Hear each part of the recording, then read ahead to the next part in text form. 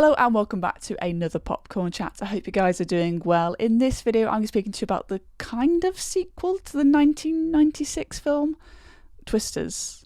The first one was Twister, this is Twisters. Directed by Lee Isaac Chung, who did Minari, which is a very indie A24 film about farming. And then he did this, which is kind of the same but different with the fields, but not really the same.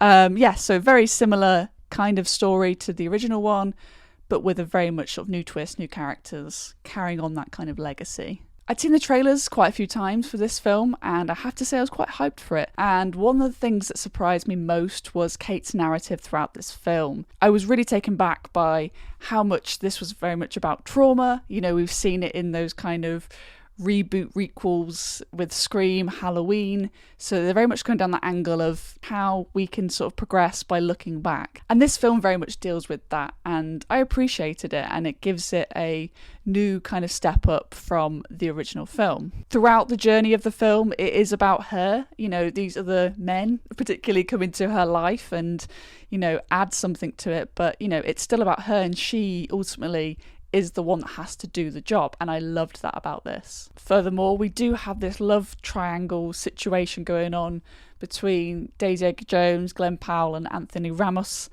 Their characters, you know, they all sort of are drawn to Kate as a character because she is a powerhouse in what she does, and she's smart and intelligent, and they're drawn to her definitely because of that. There's not necessarily a romantic payoff with that and such. Like I say, she is still very much the captain of this ship. She is getting the job done primarily, but these people do help her to realise things along the way. We have to talk about the music in this film, because what I really loved about the 1996 original was the score and the soundtrack as well. It felt very epic, and again uses a lot of pop songs, and I noticed the pop songs a lot in this film as well. I mean, in the original Twister soundtrack we have the likes of Van Halen, Tori Amos, we have K.D. Lang, we have Red Hot Chili Peppers, Goo Goo Dolls, Shania Twain, like lots of great music at the time.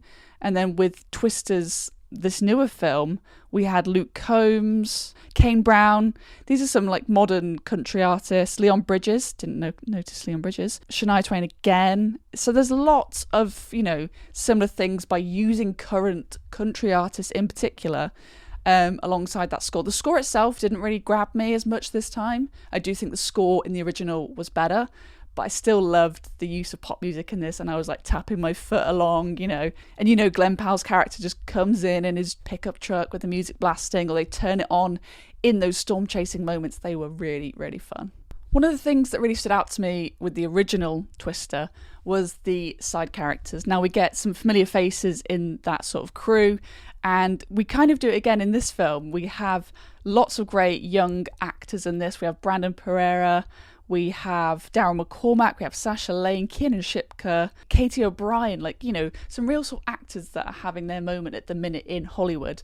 So I liked how they still had those faces, whether they're in it for a short time at the beginning or, you know, a part of, you know, Glenn Powell's crew in this film. I really liked the sort of hillbilly crew that came in with Glenn Powell's crew.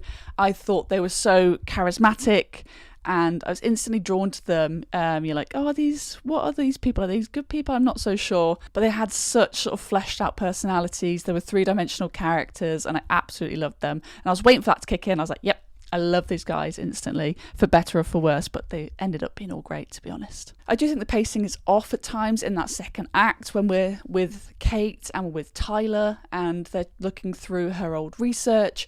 It really ebbs and flows and sort of cut in between the action, and then goes back to the house. Think about it. Oh, there's a twister. I'll go back to the house. Twister. Like, that felt very repetitive, like the action, you know, juxtaposed with that. So I found that quite repetitive and really messed with the flow at times for me. I found that to be quite frustrating, and I think it could have been a much more action-packed film, which, as I was watching, I was thinking the original kind of just keeps that pacing really, really well. Also, I didn't really like the character of Scott, who was this other guy alongside Anthony Ramos's character, who is going to be Superman. That's what I kept thinking. That's Superman. Is he the villain? I guess he was, but kind of was very half-heartedly the villain in this film. I want him to go all out or not, you know. It even shows how good Carrie Elwes was in the first film. Again, not really needed, but him as a villain worked better than this guy playing Scott in this film for me. Overall, I had a really good time with Twisters. Like I said, I didn't really expect that strong narrative of Kate throughout the film, so that was a pleasant surprise. And seeing Daisy really take the lead and step up and become one of these Hollywood actors was really great to see. I liked it so much, I think I would definitely see it again, but next time on 4DX, because I feel like I've been waiting for a film to go and experience 4DX, and I feel like this is going to be the one. Let me know what you thought of Twisters down below in the comments, and I'll see you guys very soon for another popcorn chat.